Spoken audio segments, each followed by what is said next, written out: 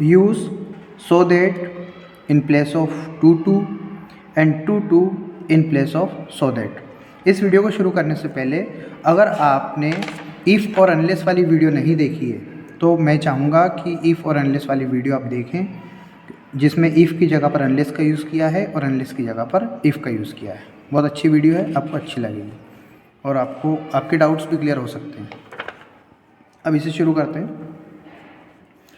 इसमें बेसिकली ये होता है सो और दैट का जब हम यूज़ करते हैं टू की जगह पर, तो दैट के बाद में आपको पूरा एक सेंटेंस लिखना पड़ता है, मतलब एक क्लोज लिखना पड़ता है जिसमें सब्जेक्ट भी यूज़ होता है और उसकी हेल्पिंग वर्ब भी यूज़ होती है। तो अभी जो स्टार्टिंग के 3 सेंटेंस हैं मेरे पास, इसमें हमने सो दैट की जगह पर टू एंड टू का यूज़ किया है, टू एंड टू का। तो उनको करते हैं। क्वेश्चन है he is so lazy that he can not work properly. आपको करना क्या है, जो सो एंड दैट है इसको रिप्लेस करना है टू एंड टू के साथ में। तो कैसे करते हैं, ही इज़, ठीक है, इतना तो आपको लिखना है। अब सो को हटा के आपको TOO का यूज़ करना है। तो आपको ये समझना पड़ेगा कि TOO जो एडवर्ब होता है वो नेगेटिव होता है ना। ये किसी भी एक्सट्रीम लेवल को दिखाता है, मतलब जैसे कि चाय गर्म है तो हम बोलते हैं टी इज़ हॉट। चाय पॉजिटिव है में ज़्यादा गर्म है, टी इज़ सो हॉट। लेकिन नेगेटिव में अगर चाय ज़्यादा गर्म है, मतलब बहुत ज़्यादा गर्म है, तो हम बोलते हैं the tea is too hot. तो ये टू अपने आप में नेगेटिव होता है। तो यहाँ बोल रहे हैं कि वो इतना लेज़ी है कि वो चल नहीं सकता या फिर वो वर्क हार्ड नहीं कर सकता। तो हम इस टू को रिप्लेस करते हैं TOO से। He is too lazy, meaning change नहीं होना चाहिए, ठीक है। अब दैट हटाना है, दैट की जगह पर हमें यूज़ करना है इस टू का। अब इस टू का ये मतलब होता है, अगर आपने ग्रामर पढ़ी है तो ये टू यूज़ होती इन्फिनेटिव के लिए। इन्फिनेटिव मतलब टू के बाद में वर्ब का फर्स्ट फॉर्म आता है। तो ये इसकी जगह पर तो हमने टू का यूज़ कर लिया। ही हमारा सब्जेक्ट, कैन नॉट इसकी हेल्पिंग वर्ब, ये दोनों ही हट जाएंगे और जहाँ पर वर्ब आपको दिख रही है वो डायरेक्ट वर्ब इसके पीछे आएगी। तो वर्ब कहाँ पर है, ये वर्क, वर्क मीन्स काम करना, टू वर्क हार्ड। अभी हम इसकी डिटेल में नहीं जा रहे हैं, डिटेल में जाएंगे तो बहुत बड़ा वीडियो बन जाएगा और हो सकता है कि टाइम भी ज़्यादा लगे। अगर आपको डिटेल वीडियो चाहिए तो आप मुझे बताना, मैं आपको सो और दैट पूरा एक्सप्लेन करूँगा। The water is so cold that it can not be drunk, ठीक है। अब इसको हम सो दैट इसमें टू का यूज़ करते हैं, वही हमारा रूल रहेगा। द वाटर इस सो की जगह पर TOO का यूज़ करेंगे, टू कोल्ड। फिर इसकी जगह पर, दैट की जगह पर हमें यूज़ करना है टू। अब ये सब्जेक्ट हो गया, ये हेल्पिंग वर्ब होगी, दोनों हट जाएंगे क्योंकि दैट सब्जेक्ट और हेल्पिंग वर्ब लेके आता है और टू डायरेक्ट वर्ब को लेके आता है। तो वर्ब कहाँ पर है, ये बी वर्ब का फॉर्म है, वर्ब टू बी भी इसको बोलते हैं, टू बी ड्रंक। ये पैसिव सेंटेंस है, आपको ध्यान रखना पड़ेगा कि ऐसे सेंटेंस जहाँ पर बी के साथ थर्ड फॉर्म आती है तो टू के बाद भी आपको बी के साथ थर्ड फॉर्म यूज़ करनी है, ठीक है। अगला sentence, the night is so dark that I can not find the path. देखो ना, यहाँ पे थोड़ा सा ट्विस्ट आया है सेंटेंस के अंदर। इन दोनों सेंटेंसेस के अंदर अगर हमने देखा होगा तो यहाँ पर ही सब्जेक्ट है और दैट के बाद भी ही यूज़ हुआ है, इसलिए हमने टू के बाद डायरेक्ट वर्ब यूज़ करी है क्योंकि दोनों ही जगह पर सब्जेक्ट ही है। यहाँ पर वाटर और उसी का प्रोनाउन यूज़ हुआ है इट, वाटर के लिए इट यूज़ हुआ है। लेकिन यहाँ पर देखो, यहाँ पर नाइट की बात हो रही है तो यहाँ पर मेरी बात हो रही है, मतलब दोनों अलग अलग सब्जेक्ट हैं। The night is so dark, यहाँ पर नाइट की बात हो रही है, और I can not find the path, मैं रास्ता नहीं ढूंढ पा रहा हूँ या मुझे रास्ता नहीं मिल रहा है, ये इसका सेंटेंस है। रात मतलब नाइट इतनी ज़्यादा डार्क है, अंधेरी है, इतनी अंधेरी रात है कि मुझे रास्ता नहीं मिल रहा है, ये इसका मीनिंग हुआ। तो यहाँ पे नाइट भी है और मैं भी हूँ। इस सिचुएशन में जब आपके पास डबल मतलब दैट के बाद कोई दूसरा सब्जेक्ट आता है तो ये समझना पड़ेगा कि इसको आपको टू में कैसे यूज़ करना है। देखते हैं, the night is too dark. अगर आपके पास दूसरा सब्जेक्ट है ना तो वो यहाँ पर यूज़ होगा। अच्छा, ये डार्क नाइट किसके लिए है? मेरे लिए है ना। इतनी डार्क नाइट है कि मुझे रास्ता नहीं दिख रहा है, तो फॉर मी यूज़ होगा। फॉर मी, आई की जगह पर हम यूज़ करेंगे फॉर मी। ये नाइट मेरे लिए इतनी डार्क है, अब यहाँ पे होगा यूज़ टू। टू के बाद फर्स्ट फॉर्म कहाँ है? Find the path. To find the path. इस सेंटेंस को जब हमने टू का यूज़ किया है तो मीनिंग बिल्कुल भी चेंज नहीं हुआ है। आपको मीनिंग चेंज नहीं करना है। अगर डार्क के बाद to find the path use करते हो तो फिर इस मी का यूज़ कहाँ किया आपने? तो मी का यूज़ करने का तरीका यही है, the night is too dark for me. मेरे लिए इतनी डार्क रात है कि मुझे रास्ता नहीं मिल पा रहा है। ठीक है।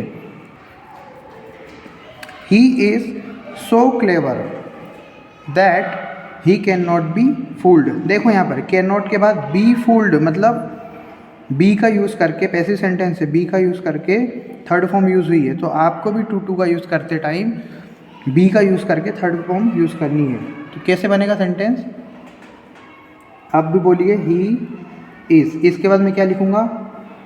टू, फिर क्लेवर, एडजेक्टिव लिखेंगे ना। उसके बाद दैट की जगह पर फिर से टू। अब दोनों ही जगह एक सब्जेक्ट है तो हमें फॉर मी, टू मी लिखने की ज़रूरत नहीं है, डायरेक्ट फर्स्ट फॉर्म ढूंढेंगे। ये यहाँ पर बी, टू बी फूल्ड, मतलब वो इतना ज़्यादा क्लेवर है कि उसको बेवकूफ़ नहीं बनाया जा सकता। ये है इसका मतलब। तो इसमें भी वही है, वो बहुत ज़्यादा क्लेवर है कि उसको बेवकूफ़ नहीं बनाया जा सकता। और इसका मीनिंग भी वही है, he is too clever to be fooled. Meaning change नहीं हुआ है और ना ही करना है आपको मीनिंग चेंज। अब टू की जगह पर सो दैट का यूज़ करेंगे हम लोग। इसमें आपको ये समझना पड़ेगा, यहाँ पर देखिए, इन सेंटेंसेस को समझ लिया ना तो ये अपने आप समझ में आएगा कि टू का यूज़ करके जब हम दैट का यूज़ करेंगे तो आपको सब्जेक्ट लिखना पड़ता है, क्योंकि दैट सब्जेक्ट और हेल्पिंग वर्ब मांगता है। ठीक है ना। ये जो कंजंक्शन है दैट, यहाँ पर इसको क्लोज चाहिए होता है। सेकेंड क्लोज में आपको, मतलब एक छोटा सेंटेंस जिसको क्लोज यहाँ पे नाम दे रहा हूँ मैं, उसमें आपको सब्जेक्ट और हेल्पिंग वर्ब लिखना ही पड़ेगा दैट के बाद। तो देखते हैं, ही इज़, टू की जगह पे मैंने लिखा सो ओल्ड, इस टू की जगह मैं लिखूँगा that. He is so old that cross the river on foot. कौन करेगा क्रॉस द रिवर? यही करेगा। वो इतना बूढ़ा है कि वो पैरों से, मतलब चल करके रिवर क्रॉस नहीं कर पाएगा या नहीं कर पाता। तो हम कैसे करेंगे? ही कैन नॉट यूज़ करेंगे, सब्जेक्ट लिखेंगे। ही नहीं कर पा रहा है ना, बूढ़ा है तो नहीं कर पा रहा है, जवान होता तो कर पाता, लेकिन बूढ़ा है तो नेगेटिव जाएंगे तो can not. He can not cross the river on foot. एक बात ये ध्यान रखना कि यहाँ पर इज एम आर है, इसलिए हमने यहाँ पे कैन नॉट यूज़ किया है। अगर यहाँ पे वॉज या वर होता, पास्ट होता, तो इधर भी कैन का पास्ट फॉर्म कुड यूज़ होता। ठीक है। अब नेक्स्ट सेंटेंस देखते हैं।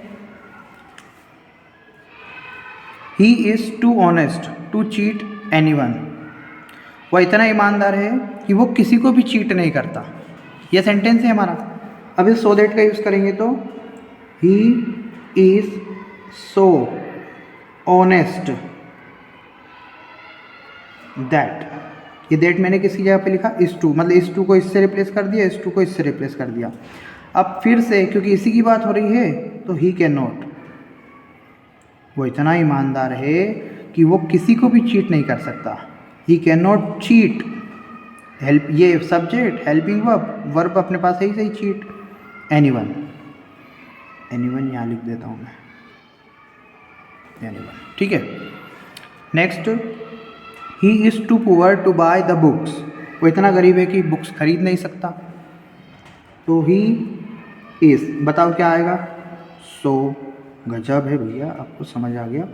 ही इज़ सो पुअर, इस टू की जगह पर दैट। अब कौन खरीद नहीं सकता? वही नहीं खरीद सकता, तो ही कैन नॉट,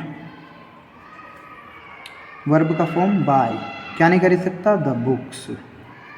ठीक है। अब ये 3 एग्जाम्पल मैंने आपको बता दिए, टू की जगह सो दैट और सो दैट की जगह पर टू। अब ये इस तरह के सेंटेंस भी आते हैं एग्ज़ाम के अंदर जो अलग अलग सेंटेंस होते हैं और आपसे बोलते हैं कि दोनों को कंबाइन करो।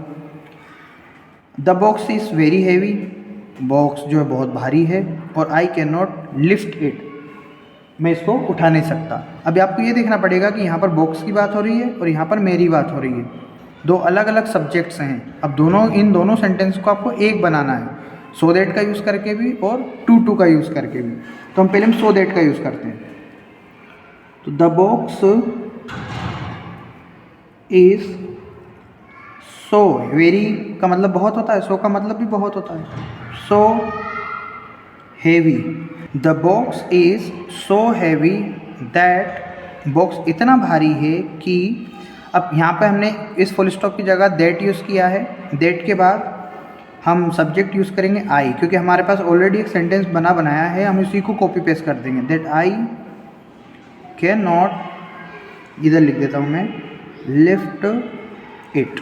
ठीक है, बहुत सिंपल होता है सो दैट का यूज़ करना, बस वेरी की जगह पर सो यूज़ कर दो, इस फुल स्टॉप की जगह दैट यूज़ कर लो, बाकी जो दूसरा सेंटेंस है उसको कॉपी पेस्ट कर दो। अब इसी को हम टू में यूज़ करेंगे, उसमें थोड़ा सा लॉजिक है, देखते कैसे है। The box is too heavy,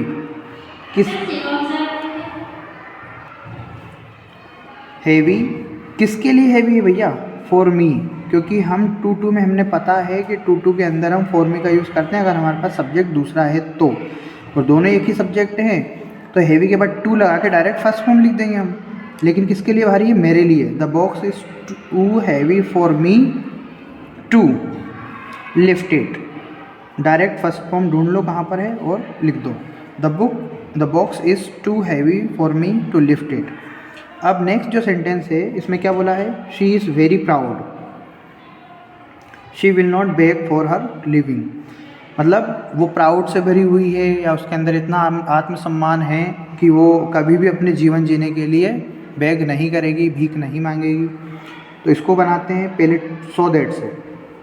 she is so proud, ठीक है, वो बहुत ज़्यादा प्राउड है, इतनी प्राउड है कि पूरा सेंटेंस कॉपी पेस्ट, क्योंकि सो दैट के बाद में आपको पूरा सब्जेक्ट हेल्पिंग वर्ब की ज़रूरत लगती है, तो बनाया सेंटेंस है हमारे पास रख देंगे। She will not beg for her living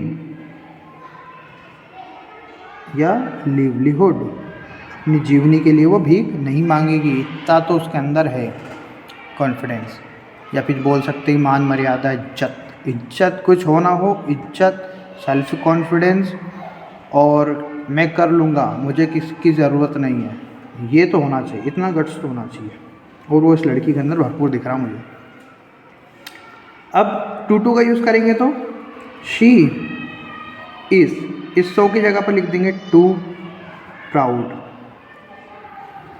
अब दूसरा टू लिखेंगे, इसमें फॉर मी फॉर यू लिखने की ज़रूरत है नहीं, क्योंकि दोनों ही जगह पर शी ही एक ही सब्जेक्ट है, तो डायरेक्ट टू लिख करके वर्ब का फर्स्ट फॉर्म कहाँ पर? Beg, to beg for her livelihood. ठीक है, तो ये थे कुछ सेंटेंसेस जिनकी हमने अभी प्रैक्टिस की। वीडियो को लाइक कर दीजिए, शेयर कर दीजिए, करना चाहिए भैया, जब हम किसी से कुछ लेते हैं ना तो फ्री में कुछ नहीं लेना चाहिए, कुछ ना कुछ तो उसको पे करना चाहिए। Thank you.